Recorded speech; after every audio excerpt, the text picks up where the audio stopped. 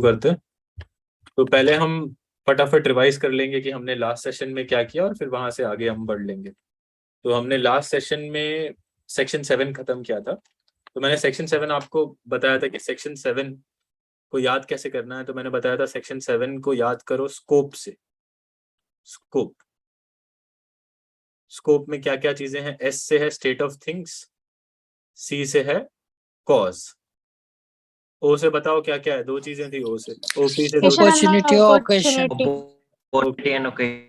Occasion और opportunity, correct. Occasion और opportunity. और ई से इफेक्ट। इफेक्ट, ई से इफेक्ट। तो ये सारी चीजें थी जो स्कोप में थी सेक्शन 7 में। तो मैंने आपको बताया था स्टेट ऑफ थिंग्स क्या है। तो मैंने बताया था एक सेट ऑफ सर्कमस्टेंसेस है जो एग्जिस्ट करती हैं। कॉज मैंने बताया था पुश फैक्टर है जो अल्टीमेटली फैक्ट इन इशू को पुश कर देता है। ओकेजन मैंने बताया था कि एक इवेंट है जिससे एक अपॉर्चुनिटी आप कार्व आउट कर सकते हो। इफेक्ट तो मैंने आपको बताया ही था कि इफेक्ट वो चीज है जो फैक्ट इन इशू के बाद जैसे ही फैक्ट इन इशू खत्म होता है तो जो भी चीज होती है उसको इफेक्ट बोलते हैं। फिर मैंने आपको बताया था कि ये अपॉर्चुनिटी का एक स्पीशी है, एक डॉक्ट्रिन है जो अपॉर्चुनिटी का स्पीशी है और अपॉर्चुनिटी से काफी करीबी है, जिसको बोलते हैं हम last alive theory. Correct, last seen alive theory. तो मैंने आपको बताया था कि इसका मतलब क्या है लास्ट सीन अलाइव थियरी का। तो मैंने बताया था कि किसी भी आदमी की अगर डेथ हो जाती है और किसी और दूसरे बंदे के साथ वो अगर लास्ट सीन अलाइव है, तो जो दूसरा बंदा जिसके साथ वो लास्ट सीन अलाइव है उसके ऊपर बर्डन शिफ्ट हो जाता है। उसे ये स्टैब्लिश करना होता है कि इसने डेथ नहीं कॉज की उसकी। अब ये प्रिजम्पशन है last seen alive together theory, एक प्रिजम्पटिव थियरी है। तो प्रिजम्पशन तभी आप रेस करते हो जब सर्कमस्टेंसेस अक्यूज्ड पर्सन के अगेंस्ट हो। तो जब सर्कमस्टेंसेस अगेंस्ट होंगे तभी आप ये प्रिजम्पशन रेस करते हो। और फिर उसके बाद आप प्रिज्यूम करते हो। जैसे ही आप 114 में पहले तो आप देखो प्रिजम्पशन रेस करते हो और जैसे ही प्रिजम्पशन रेस करते हो तो बर्डन आ जाता है आपका अक्यूज्ड पर्सन के ऊपर। अब अक्यूज्ड पर्सन को प्रूव करना है कि उसने उसकी डेथ कॉज नहीं की, किसी और चीज से उसकी डेथ कॉज हुई है। ठीक है, किसी और चीज से उसकी डेथ कॉज हुई है। तो ये basically last seen alive theory है। तो आज हम कुछ केस लॉज देखेंगे लास्ट सीन अलाइव थियरी से, पर उससे पहले मैं आपको बताता हूँ कि पहले होता क्या है लास्ट सीन थियरी में। लास्ट सीन अलाइव थियरी में तीन चीजें आपको हमेशा एकदम माइंड में रखनी पड़ेंगी। उनमें से पहली चीज है कि रेलिवेंसी, कि last seen alive theory relevant कौन से सेक्शन के अंडर है। रेलिवेंट है सेक्शन 7 के अंडर। क्यों रेलिवेंट है सेक्शन 7 के अंडर? क्योंकि वो स्पीशी है किसका, बताइए? स्पीशी है किसका? अपॉर्चुनिटी का बच्चा हुआ ना, स्पीशी है अपॉर्चुनिटी का, तो इसलिए वो रेलिवेंट है सेक्शन 7 के अंदर। दूसरी चीज आपको ये, रेलिवेंसी तो सेक्शन 7 में है, प्रिजम्पशन हम रेज करते हैं 114 में। जो प्रिजम्पशन हम रेज करते हैं वो सेक्शन 114 में। अब ये समझो कि सेक्शन 114 में क्यों प्रिजम्पशन रेज करते हैं, ये भी समझो। हम सेक्शन 114 में इसलिए प्रिजम्पशन रेज करते हैं कि सारे जो भी फैक्ट्स हैं, सारे जो भी एलिमेंट्स हैं, सारे जो भी सर्कमस्टेंसेस हैं वो अक्यूज्ड के अगेंस्ट हैं। तो इसलिए हम 114 में एक प्रिजम्पशन रेज करते हैं क्योंकि सारे फैक्ट्स अक्यूज्ड के अगेंस्ट हैं। और वो last seen, he was last seen alive with deceased also. सारे फैक्ट, जैसे अक्यूज और डिसीज के बीच में झगड़ा होता रहता है और धमकियां भी दी हैं अक्यूज ने, और अंत में आपके पास एक सारे फैक्ट्स भी हैं और आपके पास एक लास्ट सीन थियरी भी है, तो आप प्रिजम्पशन रेज करते हो। उसके बाद तीसरी चीज जो आपको समझनी है, बर्डन। बर्डन हमेशा जो बंदे के साथ लास्ट सीन रहा है बर्डन उसके ऊपर रहेगा, बर्डन ऑन अक्यूज्ड। अब ये बर्डन अक्यूज्ड के ऊपर कौन से सेक्शन के अंडर आता है? वो है सेक्शन 105, सॉरी सेक्शन 106, सेक्शन 105 या 106। 106 पे आ जाओ, उसको स्पेशल नॉलेज भी बोलते हैं। वो 106 पे स्पेशल नॉलेज, इसको बोलते हैं स्पेशल नॉलेज, क्योंकि वो बंदा आखिरी बार था डिसीज्ड के साथ तो उसके पास स्पेशल नॉलेज है कि उसके साथ क्या हुआ। ठीक है, तो ये तीन चीजें आपको समझ लेना। ये एमसीक्यू में आता है। Last seen theory relevant section 7 में होगी, प्रिजम्पशन 114 में रेस करते हो, बर्डन अक्यूज के पास 106 पर है। जैसे सर्कमस्टेंसेस अगर अक्यूज के अगेंस्ट हैं तो आप एक प्रिजम्पशन रेस करते हो, प्रिजम्पशन के पास बर्डन आ जाता है अक्यूज के ऊपर, अक्यूज को प्रूव करना है कि डिसीज्ड के साथ उस दौरान क्या हुआ। ठीक है, अब हमेशा प्रिजम्पशन ऐसे ही नहीं रेज करोगे, प्रिजम्पशन हमेशा रेज करोगे सराउंडिंग सर्कमस्टांसेस को देखते हुए। तो कोर्ट हमेशा सर्कमस्टांसेस देखेगी कि सर्कमस्टांसेस कैसी हैं। सो ये सारी चीजें पहले सर्कमस्टांसेस देखेगी, दूसरा देखेगी time gap. Time gap offence commission का और टाइम जब वो लोग दोनों मिले थे साथ में, उनमें से क्या टाइम गैप है। टाइम गैप क्या बहुत ज्यादा है? मान लो कि वो मिला था 2 दिन पहले, अक्यूज मिला था 2 दिन पहले, 2 days बिफोर। अब इसकी डेड बॉडी मिली है, ऑफेंस कमिट हुआ है, ऐसा पाया गया है कि ऑफेंस 4 दिन बाद कमिट हुआ, ऑफेंस 4 दिन बाद हुआ। ठीक है, तो अब बेसिकली इसमें टाइम गैप है। टाइम गैप है तो कोई तीसरा बंदा भी आ सकता है बीच में और वो ऑफेंस कमिट कर सकता है। तो 3 चीजें आप हमेशा देखोगे, पहला है सर्कमस्टेंसेस, दूसरा है time gap from the date when the offense was committed and from the date when they last met together, and last सबसे इंपॉर्टेंट चीज है जो possibility of third party intervening, किसी तीसरे व्यक्ति की बीच में इंटरवेंशन की पॉसिबिलिटी है या नहीं। ये 3 चीजें आप देखोगे। तो कभी भी आप सर्कमस्टांसेस कंसिडर करोगे तो these three things have to be considered. So last seen theory में प्रिजम्पशन रेज करने के लिए ये 3 चीजें हैं। तो ये लिखिए, court will raise presumption, court will raise presumption, court will raise presumption in light of the surrounding circumstances, in light of the surrounding circumstances, in light of the surrounding circumstances, surrounding circumstances। तो court क्या क्या देखेगा in light of the surrounding circumstances? तो court इसमें क्या क्या देखेगा? तो the court will see the following, the court will see the following, court will see the following। उनमें से पहली चीज है, सबसे पहली चीज है circumstances in which the accused have been found together, circumstances in which the accused accused and victim were found together। पहला है circumstances were found together।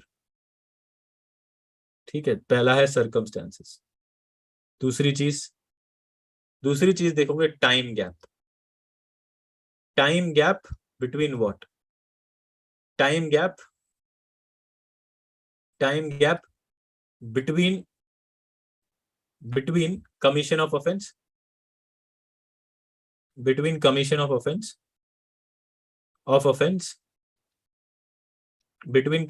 offense and the time they were found together,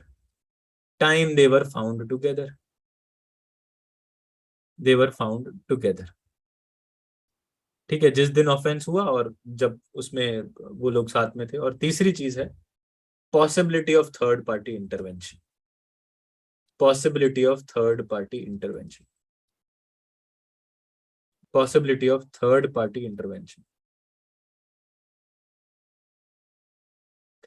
intervention. अब इन तीनों चीजों पे हम case law करेंगे एक एक। पहले आते हैं सर्कमस्टांसेस पे। ठीक है सर, बोलिए। अगर फॉर एग्जांपल जो अक्यूज और विक्टिम है वो एक पार्टी से आ रहे रात को लाइक 1:30 और 2 का टाइम है, और जो डेड बॉडी है विक्टिम की वो सुबह 6:30 पाउंड होती है नियर अ पार्क जहाँ पे कि लोग जनरली वॉक करने आते हैं सुबह। तो सर लास्ट सीन 2:30 पे they were drunk, both were drunk जब वो पार्टी से लीव किया, और लास्ट सीन उसको देखा गया था 2:30 जब वो उसको उसके घर के बाहर ड्रॉप करा था, और dead body find out he 6:30 near the park जहाँ पे बहुत सारे लोग वॉक करने आते हैं, वर्कर साफ सफाई करते हैं। तो इसमें क्या सर बर्डन ऑफ प्रूफ जो है वो अक्यूज पे आएगा या नहीं? डिपेंड करता है ना date of time of death क्या है पोस्टमार्टम बताएगा ना आपका time of death. Time of death is not equivalent to the time when body was found. आप डेथ पोस्टमार्टम से पता कर सकते हो टाइम. तो उस टाइम से आप देखोगे कि गैप है या नहीं. ओके. ठीक है, बट इसमें तो कम गैप लग रहा है Yeah. रीजनेबली. फाइन. तो ये तीन चीजें आप कंसिडर करोगे. अब पहले आते हैं सर्कमस्टेंसेस पे. पहले सर्कमस्टेंसेस पे देखते हैं. आ जाइए सर्कमस्टेंसेस पे. एक सेकेंड. पहला केस करते हैं. केस का नाम है Deepak Chandrakant Patil versus state of Maharashtra. एक सेकेंड. अब Deepak Chandrakant Patil versus state of Maharashtra, ये आपका केस है. ठीक है. अब ये सर्कमस्टेंसेस के बारे में हमें ज्यादा बताएगा. इसमें फोकस सर्कमस्टेंसेस पे ज्यादा है. Circumstances between accused and the victim. तो देखते हैं क्या होता है इसमें. तो एक Deepak Chandrakant Patil versus state of Maharashtra start ऐसे होता है कि एक अरुण मराठे है. वो क्या गया था, वो अपनी बेटी को छोड़ने गया था प्रबानी रेलवे स्टेशन पे. ठीक है.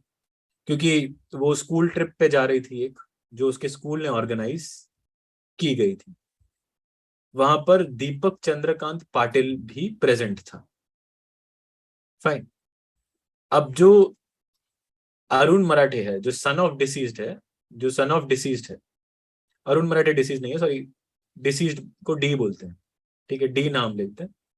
जो डी है, डी का बेटा है, वो भी इस ग्रुप का मेंबर था जो स्कूल ट्रिप पे जा रही थी. ठीक है.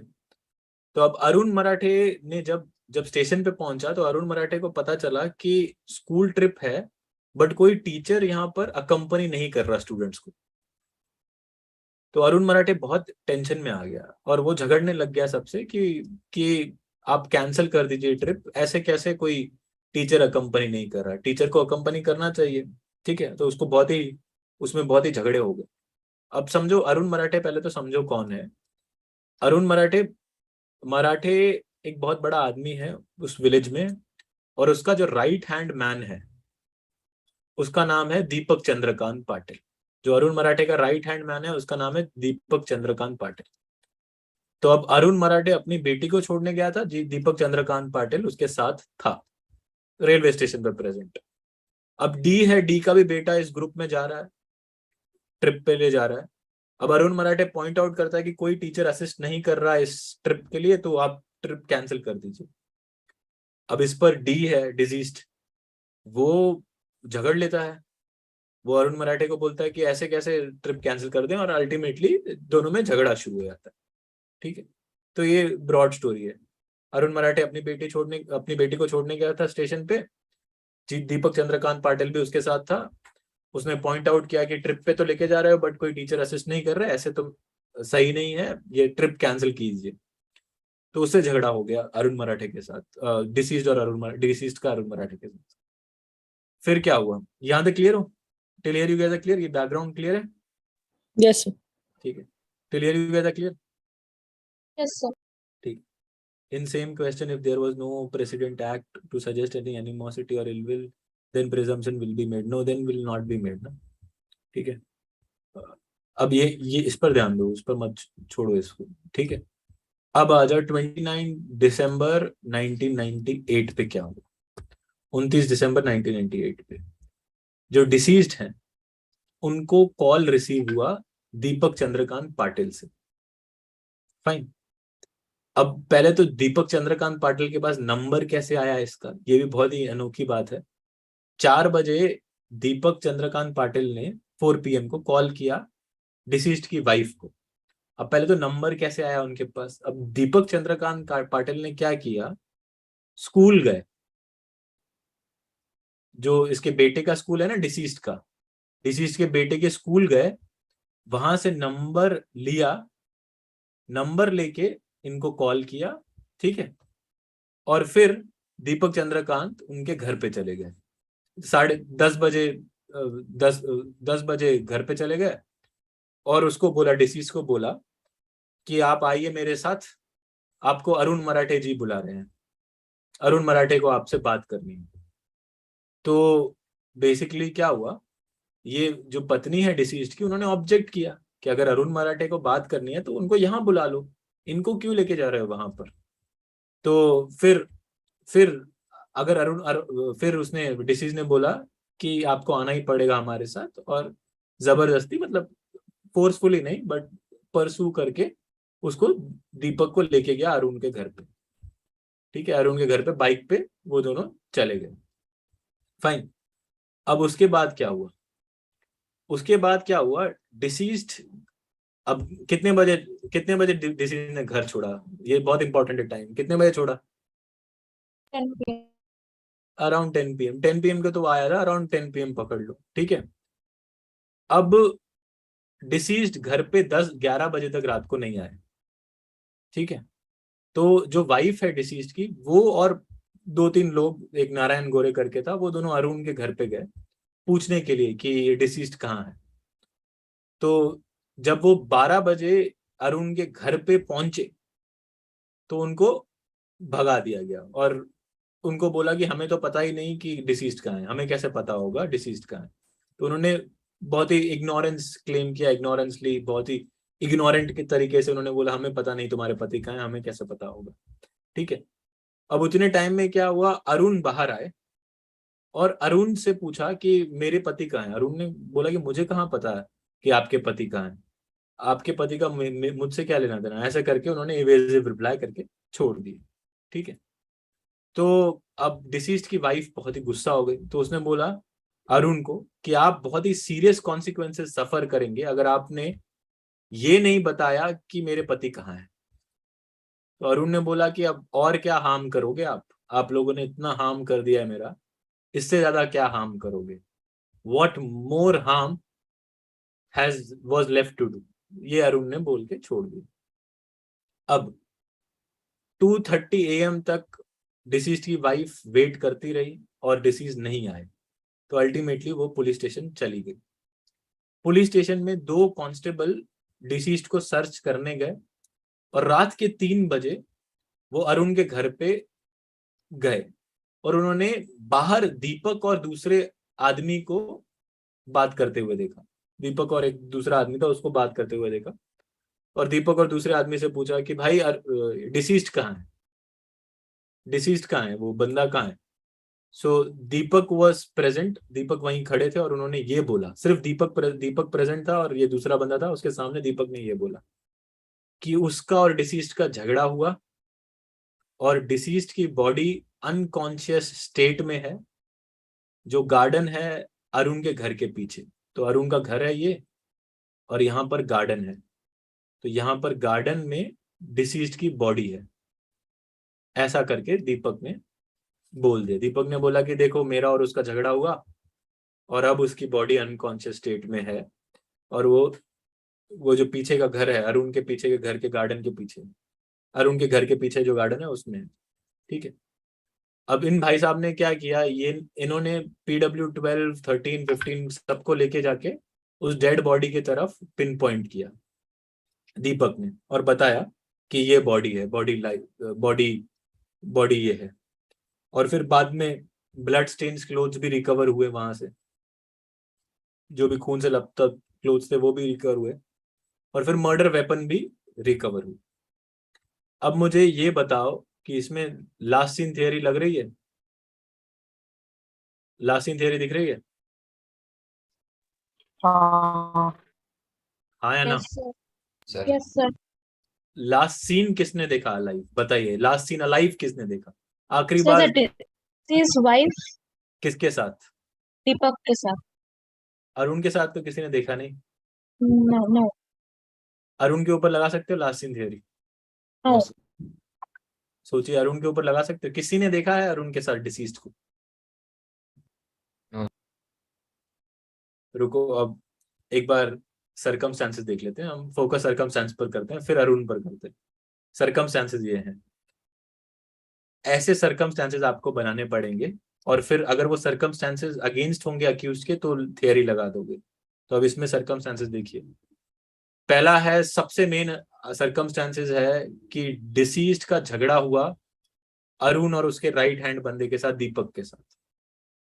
उसके बाद क्या हुआ, जैसे ही झगड़ा हुआ दीपक गया स्कूल और पूरी एड्रेस डिसीज्ड के बारे में पता की। उसके बाद दीपक गया उसके घर पे जाने के बाद उसने स्पेसिफिकली पूछा उसको आने के लिए, अकम्पनी करने के लिए, और फिर उसको यहाँ पर लास्ट सीन देखा गया। यहाँ पर उसको वाइफ और सन ने लास्ट सीन देखा, दीपक और डिसीज्ड को। ये पार्ट है लास्ट सीन। अब ये लगेगा या नहीं लगेगा ये हमें डिसाइड करना है। दीपक और डिसीज को लास्ट सीन एक साथ यहाँ पर देखा गया। फिर उसके बाद क्या हुआ कि जो आपके ये बंदा है, जो आपका दीपक है, उसने पुलिस कांस्टेबल के प्रेजेंस में ये स्टेटमेंट क्लियर बताया कि उसका फाइट हुआ है डिसीज्ड के साथ। अब मुझे ये बताओ, ये स्टेटमेंट क्या पुलिस कांस्टेबल एविडेंस में यूज कर सकता है? इतना बताओ, ये वाला इतना पार्ट एविडेंस में यूज कर सकते हो? ये statement to police, can it be used in evidence? No, no, no, no, no, no, no. No sir. इसको हटाओ, इसको काटो, इसको काटे। और फिर उसने क्या किया, उसने पॉइंट आउट किया वो जगह पर जहां पर बॉडी पड़ी थी। ये आप यूज कर सकते हो, ये आप बिल्कुल यूज कर सकते हो। जहां पर उसने पॉइंट आउट किया ना बॉडी पड़ी थी, वो आप यूज कर सकते हो। उसको बोलते हैं डिस्कवरी स्टेटमेंट। तो ये है डिस्कवरी स्टेटमेंट, और ये आप बिल्कुल यूज कर सकते हो। इनफैक्ट ये बहुत ही अच्छा एविडेंस होता है, क्योंकि उसको कैसे पता कि बॉडी यहाँ पर है अगर उसका कुछ लेना देना नहीं है बॉडी से। इसको हम डिस्कवरी स्टेटमेंट होते हैं। और ये सर्कमस्टेंस आप अक्यूज्ड के अगेंस्ट यूज कर सकते हो कि तुमको कैसे पता कि बॉडी यहाँ है। तुम्हें बताना पड़ेगा कि तुमको कैसे पता, बर्डन तुम्हारे ऊपर है। तुमको ये बताना पड़ेगा कि तुम्हारे सामने ऑफेंस हुआ तो क्या हुआ। तो ये है, तो अब उसके निशाने पर बॉडी डिस्कवर हुई। दूसरा है कि जो ब्लड स्टेन है उसके कपड़े पर, जो डिसीज के कपड़े पर, उसका और इनका अक्यूज्ड का ब्लड ग्रुप सेम है। अक्यूज्ड का ब्लड ग्रुप सेम है, ठीक है। और फिर टीआईपी में बहुत लोगों ने इसे पहचाना भी, आइडेंटिफिकेशन परेड में बहुत लोगों ने इसे पहचाना भी। ये सारे थे सर्कमस्टांसेस। सबसे मेन सर्कमस्टांसेस के अगेंस्ट था डिस्कवरी, सबसे मेन सर्कमस्टांसेस। और दूसरा था मोटिव। मोटिव तो थोड़ा बहुत ही था, इतना तो बड़ा मोटिव था नहीं, बट ये भी मोटिव बोल सकते हो। और तीसरा है ये एड्रेस। कोई अलग से ही एड्रेस लेके जाने के लिए क्यों, कुछ लेना देना नहीं होगा। अगर आप किसी से अच्छे से जा रहे हो, किसी से प्यार से जा रहे हो, तो आप उससे ही पूछ लोगे, या किसी से। अब ये ऐसे जा रहा है तो एड्रेस इसके लिए छुप के लेनी पड़ेगी। और दूसरा है ब्लड स्टेन्स। इसमें तो दीपक के अगेंस्ट तो आप लगाओगे ना, सारे बोल रहे हैं दीपक के अगेंस्ट लगाओगे। दीपक के अगेंस्ट लास्ट सीन प्रिजम्पशन लगाओगे? Yes, sir. यस दीपक के सर। अगेंस्ट लास्ट सीन लगाओगे। चलो, अरुण के अगेंस्ट लगाओगे या नहीं लगाओगे, ये मुझे बताओ। अरुण के आपके पास ये एविडेंसेस हैं, कोई भी एक एविडेंस अरुण के अगेंस्ट है? ये 7 एविडेंस है आपके पास अरुण के खिलाफ, सिवाय मोटिव के। सिवाय मोटिव के, मोटिव तो ठीक है, मान रहा हूँ अरुण के खिलाफ है, और उसके बाद अरुण ने कुछ किया है क्या? आपके पास एविडेंस है कि अरुण ने दीपक को बोला है कि जा दीपक मार के आ जा उसको मेरी जगह पे? क्या आपके पास एविडेंस है कि अरुण को पता था कि दीपक मारने जा रहा है? क्या आपके पास एविडेंस है कि अरुण ने पार्टिसिपेट किया था दीपक के साथ डिसीज को मारने के लिए? कुछ भी है आपके पास अरुण को डेथ से रिलेट करने के लिए? कुछ है? मोटिव कुछ नहीं। तो इसमें क्या करोगे, अक्विट कर दोगे अरुण को? Yes, sir. Benefit of doubt. हाँ, इसमें अरुण को अक्विट कर दोगे, इसको आप कन्विक्ट करोगे, इसको आप कन्विक्ट कर दोगे। आपका लास्ट सीन अरुण के अगेंस्ट इसलिए नहीं लग सकता क्योंकि अरुण को किसी ने देखा ही नहीं डिसीज्ड के साथ। जब वो जिंदा था तब देखा ही नहीं। और देखा कब था? देखा जब वो ट्रेन वाला झगड़ा हुआ था, उस टाइम पे अरुण को देखा था। उसके बाद कितना टाइम गैप हो गया है, उसके बाद कितनी सारी चीजें हो गई हैं। तो जरूरी नहीं है कि अरुण मारेगा, कोई और भी तो मार सकता है। तो इसके लिए यहाँ पर मोटिव के सिवा आपके पास कुछ नहीं है अरुण के अगेंस्ट, तो इसके लिए आप यहाँ पर अक्विटल दे दोगे। तो ये था अरुण की लाइबिलिटी से रिलेटेड। दीपक की लाइबिलिटी तो है, दीपक की लाइबिलिटी तो आपके पास क्लियर है कि deceased had accompanied him from 10:30 and the accused did not offer any explanation as to whether they parted the company thereafter. तो दीपक की लाइबिलिटी तो क्लियर है, 10:30 के बाद डिसीज्ड के साथ दीपक ही था। उसके बाद दीपक ने ये तक नहीं बताया कि वो लोग अलग हुए या नहीं, उसने बिल्कुल नहीं बताया। फाइन। इनफैक्ट ये फैक्ट जब दीपक ने ही पॉइंट आउट करके डेड बॉडी ढूंढवाई जो गार्डन में, तो ये बहुत ही क्लिंचिंग एविडेंस है। एंड इससे डाउट मतलब कोई चीज डाउट नहीं रहती, एकदम क्लैरिफाई हो जाती है सिचुएशन। अरुण की लाइबिलिटी नन, नो लाइबिलिटी। अब लाइबिलिटी क्यों नहीं? कॉमन इंटेंशन आप प्रूव नहीं कर पाए, कॉमन इंटेंशन नॉट प्रूव्ड। उसका पार्टिसिपेशन आप प्रूव नहीं कर पाए, पार्टिसिपेशन नहीं प्रूव है, इसके लिए अरुण भी नहीं। दूसरा है लास्ट सीन अरुण को देखा नहीं, लास्ट सीन भी नहीं प्रूव हो पाया, तो कैसे अरुण को किस चीज पे, किस बेसिस पे लायबल करोगे? तो इसको दोगे बेनिफिट ऑफ डाउट, ठीक है। आपके पास एविडेंस ही नहीं है इसके अगेंस्ट। ये है आपका सबसे पहला केस। क्लियर है यहाँ तक? दीपक चंद्रकांत पाटिल वर्सेस। अब आ जाओ आरुषि पर चलते हैं, बाद में करेंगे रमेश, राम रेड्डी, राजेश खन्ना, आरुषि पर करते हैं। एक सेकेंड है ना, एक सेकेंड। जो आरुषि वाला है वो possibility of third party intervention पे होगा ना? Possibility of third party intervention, correct, ठीक है। अब देखो इस पे एक सेकेंड,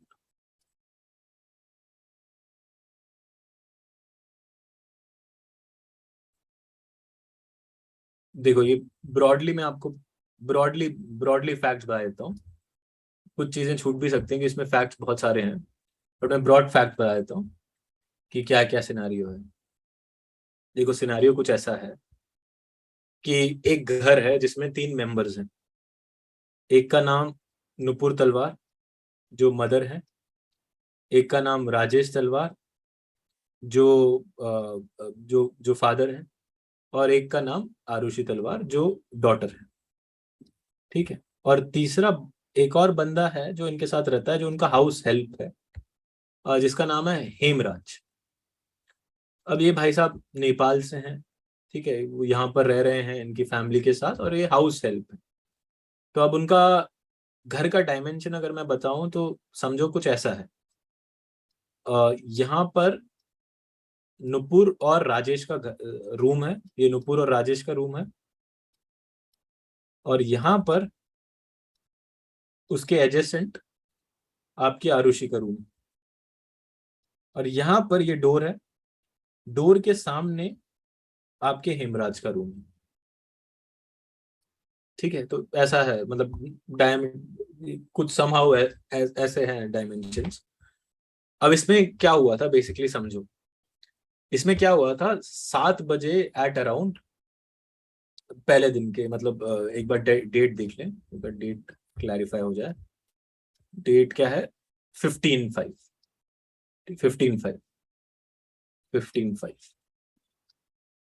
अब देखो आरुषि का बर्थडे आने वाला था 24/5 को, 24/5/2008। अब 15/5/2008 को इन्होंने क्या किया था, इसके फादर ने, राजेश ने एक कैमरा ऑर्डर की थी, ठीक है। 15/5 मतलब ऑर्डर बहुत पहले की थी। अब सडनली क्या हुआ, डिलीवर 15/5 को हो गया। अब क्या हुआ, तो ड्राइवर राजेश तलवार को छोड़ के आया, घर तक छोड़ के आया, और ड्राइवर ने जैसे ही राजेश तलवार को छोड़ा तो उन्होंने नुपुर, राजेश और आरुषि तीनों को साथ में देखा, और आरुषि बहुत खुश थी कि कैमरा हाथ में था, और वो फोटो सबका खींच रही थी, कैमरा हाथ में था, मतलब उनको मिला था, तो बहुत ही एक्साइटेड थी, बहुत ही खुश थी। तो ये अराउंड 7 PM की घटना है,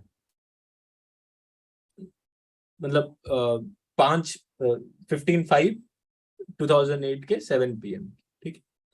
ये घटना है। अब आ जाओ 16/5 की घटना देखते हैं। 16/5 को क्या हुआ, फिर हम देखेंगे लास्टिंग थ्योरी लगा सकते हैं तो कैसे लगा सकते हैं।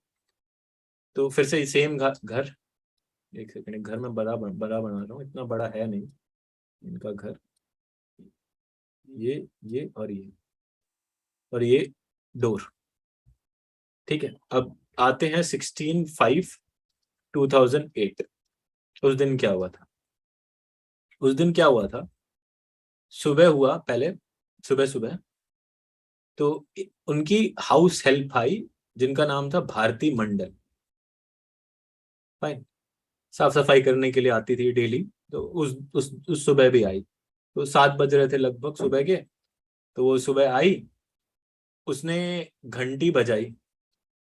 तो घंटी बजाई तो यहाँ से नुपुर तलवार उठी, उठ के डायरेक्ट वो दरवाजे पर आई। अब उनका दरवाजा थोड़ा, मतलब ऐसा दरवाजा है, मैं आपको दिखाता हूँ, दरवाजा कुछ ऐसा है। अब देखो, तो डोर कुछ ऐसा था, आपको दिख रहा है, ऐसा डोर था कुछ। तो मतलब आप अंदर से कौन बाहर है आप उसको देख सकते थे। 2 डोर थे, इसको बोलते हैं, ये जो बाहर वाला डोर था वो आयरन मैश्ड डोर था, इसको बाहर वाले डोर को हम आयरन मैश्ड डोर बोलेंगे, अंदर का नॉर्मल वुडन डोर था।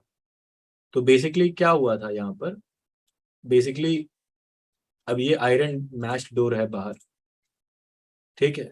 तो भारती मंडल आई, भारती मंडल जैसे ही आई तो उसने देखा आयरन मैश्ड डोर है, यहाँ पर एक आयरन मैश्ड डोर है, ठीक है। और आयरन मैश्ड डोर खुल नहीं रहा था, अब लॉक्ड था शायद। तो उसने घंटी बजानी शुरू की, तो नुपुर तलवार आई। नुपुर तलवार ने बोला क्या हुआ है, तो बोल रहे खुल नहीं रहा। तो तो नुपुर तलवार ने बोला कि ठीक है, मैं चाबी फेंकती हूँ तुमको, मैं चाबी फेंकती हूँ तुम्हारे पास नीचे, मतलब यहाँ से बालकनी थी। तो उसने बोला कि आप नीचे आ जाओ, मैं चाबी फेंकती हूँ, तुम ये चाबी लेके दरवाजा खोल लेना। तो भारती मंडल ने बोला ठीक है। और इस पर नुपुर तलवार ने यह भी बोला कि शायद हेमराज दूध लेने गया होगा, शायद हेमराज बाहर दूध लेने गया होगा, सुबह सुबह जाता है बेचारा, सारे हाउस हेल्प है ना, वो सारा काम करता है, सब्जी खरीदना, दूध लेना, ये सारा। तो उसको 7 बजे गया होगा और उसने बाहर से लॉक कर दिया होगा दरवाजा। तो उसने बोला कि मैं तुमको चाबी यहाँ से फेंकती हूँ, तुम ये चाबी लेके फिर ये दरवाजा खोल लेना। भारती मंडल ने वही किया, नीचे गई, चाबी उसको मिला, कैच किया उसने, और जैसे ही वो इंटर हुई रूम में तो उसने देखा कि नुपुर तलवार और राजेश तलवार दोनों शॉक में थे और नुपुर तलवार रो रही थी। तो जैसे ही भारती मंडल आई तो उसने पूछा क्या हुआ, तो उसने बोला देखो ये क्या हो गया है, देखो देखो ये क्या हो गया है। तो यहाँ पर आरुषि तलवार की डेड बॉडी पड़ी थी और उनका जो नेक था वो स्लिट था। अब स्लिट मतलब वैसे स्लिट नहीं, स्लिट मतलब एक सर्जिकल स्लिट सॉर्ट ऑफ होता नहीं है कि एक प्रिसिशन के साथ, एक होता है कि एकदम आर्बिट्रली कटा हुआ, आप जब कुछ चीज काटते हो, ये प्रिसिशन के साथ कटा हुआ था, एकदम प्रिसिशन के साथ। तो एक सेंस ऑफ प्रिसिशन था, उसको एग्जैक्टली सर्जिकल भी नहीं बोल सकते, एक प्रिसिशन थी उसमें, मतलब एक अच्छी खासी धार वाली चीज से कटा हुआ होगा। तो अब जैसे ही उसने देखा तो भारती मंडल ने नेबर्स को बुलाया, चिल्लाने लगे, बहुत सारे नेबर्स आ गए और within a span of movement पूरा घर इनका भर गया, पूरा घर इनका भर गया। फिर क्या हुआ, फिर ये बाहर जा रहे थे, मतलब अब पुलिस को बुलाया, पुलिस ने इन्वेस्टिगेशन स्टार्ट की। इन्वेस्टिगेशन पुलिस भी यहाँ वहां ढूंढने लगी। तो इनके घर में कुछ रस्म होती है कि किसी की डेथ होती है, 24 आवर्स के अंदर अंदर आपको हरिद्वार जाना होता है कुछ चीज के लिए। तो ये हरिद्वार को निकल ही रहे थे, यहाँ पर हरिद्वार को निकल ही रहे थे, जैसे ही हरिद्वार पर आ ही रहे थे तब पुलिस ने एक नई चीज डिस्कवर की। पुलिस गई टेरेस पर, और टेरेस जैसे ही पुलिस ने खोला, टेरेस पर उनको डेड बॉडी मिली हेमराज की।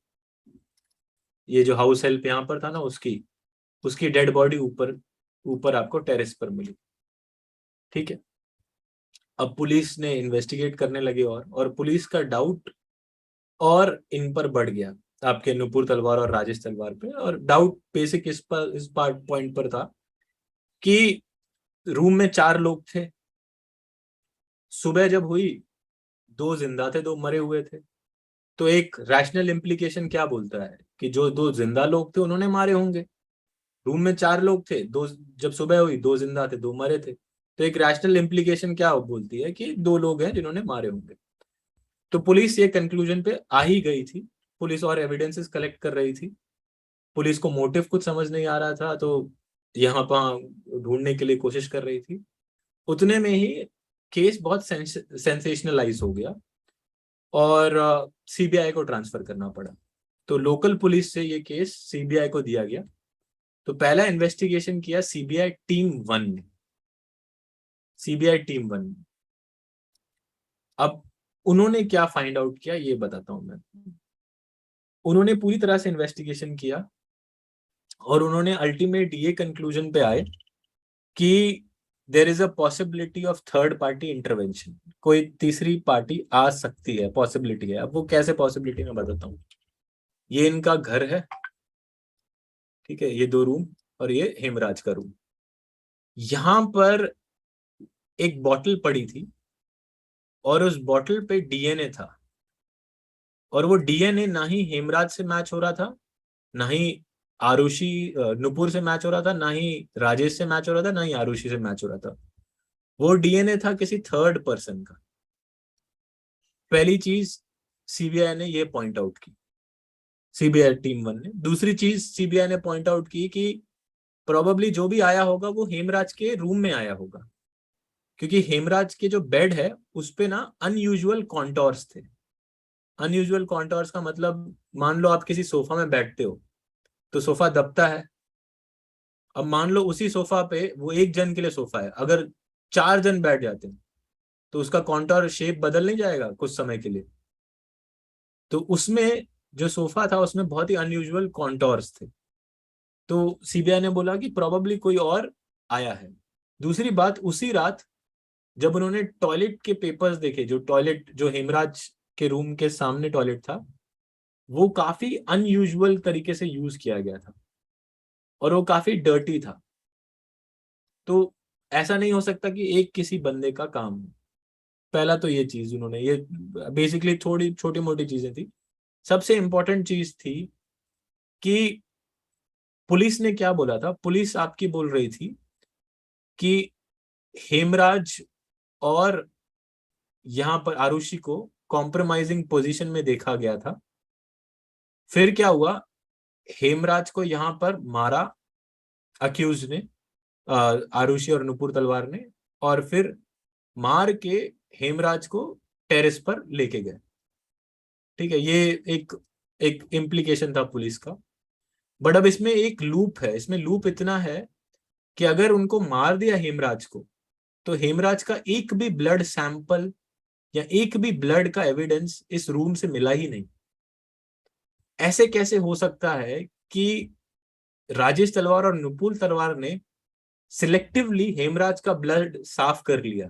खून तो दोनों का लाल ही है ना। ऐसे कैसे हो सकता है कि सिलेक्टिवली हेमराज का ब्लड साफ कर लिया और फिर उसने उसने हेमराज को ऊपर फेंक दिया? ये तो पॉसिबल नहीं है। दूसरी बात थी कि हेमराज की बॉडी थी अकेले की 90 किलो। एक बंदा तो उठा नहीं सकता था, और अकेला राजेश उठा सके। अब एलिगेशन ये थी कि नुपुर तलवार घर में ही थी और राजेश ने उतने ही समय में फटाफट ऊपर गया, उसने फटाफट बॉडी को फेंका ऊपर और फिर वापस नीचे आ गया। 90 किलो का इंसान, वो भी डेड इंसान। डेड इंसान का अगर आपको पता होगा कि वेट यूजुअली डबल हो जाता है, क्योंकि आपके जब because you don't have the capacity to de inflate yourself, तो आपका वेट डबल हो जाता है नेचुरली। तो अब उतना मरे हुए इंसान को एक बंदा उठा रहा है, और वो भी ऊपर ए फ्लोर तक, और वो भी इतना, वैसा नहीं कि राजेश बहुत फिट बंदा था। Rajesh himself was quite old, मतलब he was a middle aged man. अब मिडिल एज्ड मैन इतने बड़े बंदे को अकेले उठा रहा है। तो सीबीआई टीम 1 को ये भी बात समझ में नहीं आई। सीबीआई ने बोला कि यार ये इसमें थर्ड पार्टी इंटरवेंशन का कुछ हिंट है। तीसरा सबसे इंटीग्रल एविडेंस, सबसे इंपॉर्टेंट एविडेंस था ब्लड सैंपल।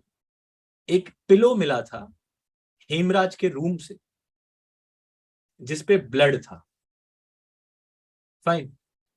अब वो ब्लड ना ही हेमराज का था, ना ही वो ब्लड आरुषि का था, ना ही वो ब्लड राजेश का था, ना ही वो ब्लड नुपुर का था।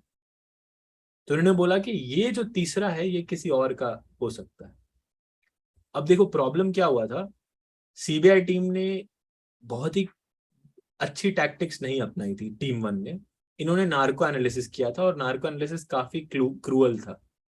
जिन लोगों के ऊपर नार्को एनालिसिस किया था वो नेपाली रिफ्यूजी थे और उनके ऊपर एलिगेशन हिंटेड था, और हिंटेड भी है काफी ऑब्वियस रीजंस की वजह से, काफी सारी चीजें हैं उनके अगेंस्ट, एविडेंसेस थे। तो उन्होंने नार्को एनालिसिस किया था, तो नार्को एनालिसिस काफी क्रूअल था, तो उससे पब्लिक एगनी क्रिएट हो गई। पब्लिक को लगा कि ये जानबूझ के सीबीआई अमीरों को बचा रही है और गरीब जो बेचारे नेपाली हैं जो यहाँ पर काम ढूंढ रहे हैं उनको अंदर कर रही है। तो एक आउटरीच क्रिएट हो गया। आउटरीच के बाद ये सीबीआई टीम 1 को डिसमेंटल कर दिया गया और सीबीआई की नई टीम लाई गई। तो अब नई टीम ने क्या किया, सीबीआई टीम 2 अब आई। यहां तक क्लियर हो? ये सारे एविडेंसेस क्लियर हैं जो इन्होंने फाइंड किए थे गाइस? आगे बढ़ूं? Yes. Yes, sir. अब सीबीआई टीम 2 ने क्या फाइंड किया, सीबीआई टीम 2 ने फोकस किया मोटिव पर। जो मोटिव पहले प्रपोंड किया था पुलिस ने, मोटिव ये था कि पेरेंट्स ने आरुषि और हेमराज को कॉम्प्रोमाइजिंग पोजीशन पे देखा, वो गुस्सा हो गए, इनको बहुत ही इनरेज फील हुआ, दोनों ने आरुषि को भी वहीं मार दिया, हेमराज को भी वहीं मार दिया, हेमराज की बॉडी फिर वहां पर ऊपर रख दी। यही कॉन्सेप्ट के साथ वो प्रोसीड करते गए और यही कॉन्सेप्ट के साथ उन्होंने एविडेंस भी कलेक्ट किए। सबसे स्ट्राइकिंग एविडेंस उनको जो कलेक्ट हुआ है वो है गोल्फ स्टिक। उनका एलिगेशन ये था कि जो राजेश है उसने गोल्फ स्टिक से हेमराज के सर पर मारा और फिर उसने स्लिट लगाया, और आरुषि का भी सेम उसने स्लिट बाद में लगाया। तो पहला सबसे स्ट्राइकिंग एविडेंस था उनका कि गोल्फ स्टिक उनको मिला है। दूसरा स्ट्राइकिंग एविडेंस था कि बेसिकली जिस समय, जैसे मारने के बाद एक 2 PM का समय आता है रात का, उस समय इन्होंने इंटरनेट ऑफ कर दिया था। इंटरनेट ऑफ कर दिया था, नहीं सॉरी, उस समय इंटरनेट ऑन था, उस समय इंटरनेट ऑन था पर्टिकुलरली। तो मतलब तब कुछ तो भी हो रहा होगा, ये कुछ तो भी प्लान कर रहे होंगे, ठीक है। और दूसरी सबसे स्ट्राइकिंग फीचर था भारती मंडल। भारती मंडल ने ये कहा कि डोर बाहर से लॉक नहीं था, डोर खुल नहीं रहा था, और अपने आप करके नुपुर चाहती थी कि वो चली जाए, बट भारती मंडल ने इंसिस्ट किया कि मैं आऊंगी, और नुपुर को कोई उसके पास उपाय नहीं था, बट उसको सकम होना पड़ा और उसको चाबी फेंकनी पड़ी, और फिर उसने खोल लिया था अंदर से। तो ये भारती मंडल का स्टेटमेंट है जो काफी हद तक रिलायबल भी है, काफी हद तक अनरिलायबल भी है। मैं बताता हूँ अनरिलायबल क्यों। तो इन्होंने ये सारे अल्टीमेटली फाइल किए। तो जब एविडेंसेस ढूंढने गए तो इनके पास सफिशिएंट एविडेंसेस नहीं थे, तो इन्होंने सोचा कि क्यों ना केस को क्लोज किया जाए, काफी समय हो गया है। तो ये गए मजिस्ट्रेट के पास, गाजियाबाद मजिस्ट्रेट, स्पेशल मजिस्ट्रेट, उनके पास क्लोजर रिपोर्ट फाइल करने गए। जैसे ये क्लोजर रिपोर्ट फाइल करने गए, मजिस्ट्रेट ने, अब आप जब भी कोई भी क्लोज फाइल देखो, क्या होता है, इन्वेस्टिगेशन जब कंक्लूड करते हो ना, 2 चीज फाइल होती है। जब भी इन्वेस्टिगेशन खत्म होती है 2 चीजें फाइल होती हैं। एक होती है चार्जशीट। चार्जशीट तब फाइल होती है जब आपको ट्रायल करानी है, आप बोल रहे हो कि मेरे पास सारे एविडेंसेस है, मुझे ट्रायल करानी है, आप चार्जशीट फाइल करते हो। अगर आपके पास एविडेंसेस नहीं है उस केस में आप फाइल करते हो क्लोजर रिपोर्ट। आप बोलते हो कि मेरे पास एविडेंस नहीं है, हमने पूरी ढूंढने की कोशिश की, हमें कुछ मिला नहीं, हमें केस क्लोज करना है। तो अब यहाँ पर इन भाई साहब ने क्लोजर रिपोर्ट फाइल करने की कोशिश की। इस क्लोजर रिपोर्ट पे हमारे पेरेंट्स ने, जो नुपुर और आरुषि है, उन्होंने एक प्रोटेस्ट पेटिशन फाइल की। जो भी कंप्लेनेंट है उसके पास एक अथॉरिटी है कि वो प्रोटेस्ट पेटिशन फाइल कर सकता है, क्लोजर रिपोर्ट को रेजिस्ट कर सकता है और चैलेंज कर सकता है। तो उन्होंने प्रोटेस्ट पेटिशन फाइल की। अब आया गाजियाबाद मजिस्ट्रेट के पास ये केस। गाजियाबाद मजिस्ट्रेट को ये सुनना था, प्रोटेस्ट पिटिशन भी सुननी थी, क्लोजर रिपोर्ट भी सुननी थी। गाजियाबाद मजिस्ट्रेट ने क्या किया? गाजियाबाद मजिस्ट्रेट ने बोला कि भाई हाँ हाँ हाँ हाँ आकाश बोलिए। सर प्रोटेस्ट पिटीशन जो है कौन से सेक्शन में सर, सीआरपीसी में सर होती है सर? 173 2 बी में ही लगा। अच्छा अच्छा, 2 ठीक बी है में लगा, वहीं पर ही लगा। सर। फर्दर इन्वेस्टिगेशन सर वही होती है क्या? वो 173 8 में, वो नीचे और अच्छा अच्छा, ठीक है sir, so thank you sir. साथ में, ठीक है। अब फिर यहाँ पर उन्होंने प्रोटेस्ट पिटीशन भी लगाई। उन्होंने बोला कि भाई हमें क्लोज नहीं करानी इन्वेस्टिगेशन, आप कंटिन्यू कर दीजिए, ये गलत है। अब गाजियाबाद मजिस्ट्रेट ने ये सुना। गाजियाबाद मजिस्ट्रेट ने बोला कि आप बोल रहे हैं कि आपके पास सफिशिएंट एविडेंस नहीं है। आप कौन होते हैं ये डिसाइड करने वाले कि आपके पास सफिशिएंट एविडेंस है या नहीं? आप हमें एविडेंस दीजिए, कोर्ट को दीजिए, और कोर्ट डिसाइड करेगी कि आपके पास सफिशिएंट एविडेंस है या नहीं। तो क्या किया गाजियाबाद मजिस्ट्रेट ने? इस क्लोजर रिपोर्ट के ऊपर ही कॉग्निजेंस ले ली। इस क्लोजर रिपोर्ट के ऊपर ही कॉग्निजेंस ले ली और फिर ट्रायल स्टार्ट हो गया। अब ट्रायल स्टार्ट हो गया तो क्या हुआ? अब देखो यहां पर बहुत इंटरेस्टिंग सिनेरियो हो गया। यहां तक क्लियर हो? यहां तक क्लियर हो? Yes, sir. अब फिर ट्रायल स्टार्ट हो गया। जैसे ही ट्रायल स्टार्ट हुआ, ट्रायल सेशंस ने कराया, स्पेशल जज सेशन। जैसे ही ट्रायल स्टार्ट हुआ, सारे एविडेंसेस लिए, एंड में सेशन जज ने कन्विक्ट कर दिया। कन्विक्ट इस ग्राउंड पे किया, दो चीजों पे कन्विक्ट किया। सबसे मेन उन्होंने बोला लास्ट सीन थियरी। आपके सेशन जज ने बोला कि देखिए, जब ये सोए थे एक रात, मतलब 4 जन रूम में थे, जब सुबह हुई तो 2 जन अलाइव थे। तो बेसिकली उन 2 जन जो अलाइव थे उनको मारा, जो 2 जन डेड थे उनको मारा किसने होगा? जो अलाइव है, उन्होंने नेचुरली मारा होगा। तो ये पूरी थियरी थी। अब इस थियरी को बैक करने के लिए, अब आप लास्टिंग थियरी ऐसे तो ले नहीं सकते, आपको सर्कमस्टेंसेस चाहिए। तो उन्होंने 38 सर्कमस्टेंसेस क्लियरली प्रिपाउंड किए। 38 सर्कमस्टेंसेस क्लियरली प्रिपाउंड किए। ठीक है, ये 38 सर्कमस्टेंसेस हम कल करेंगे और एक एक सर्कमस्टेंसेस में हम लूप निकालेंगे और फिर मैं बताता हूं कि possibility of third party intervention कैसे है इसमें। ठीक है, यहां तक क्लियर हो? यहां तक क्लियर हो? तीनों इन्वेस्टिगेशन, मुझे इन्वेस्टिगेशन तक अब पढ़ाना था, अपील का कल पढ़ाता हूँ, मुझे आज इन्वेस्टिगेशन तक खत्म करना था। क्लियर हो ना ये तीनों investigation? Yes sir. Yes sir. चलिए, कोई क्वेश्चन होता ही नहीं है सर, आप समझाते हैं तो। अरे कोई नहीं। कल अपील करेंगे इसका, इलाहाबाद हाई कोर्ट ने जो डिसाइड किया था वो पूरा डिटेल में करेंगे कि कैसे किया था उन्होंने। Thank you sir. ठीक है, चलिए, चलो बाय एवरीवन।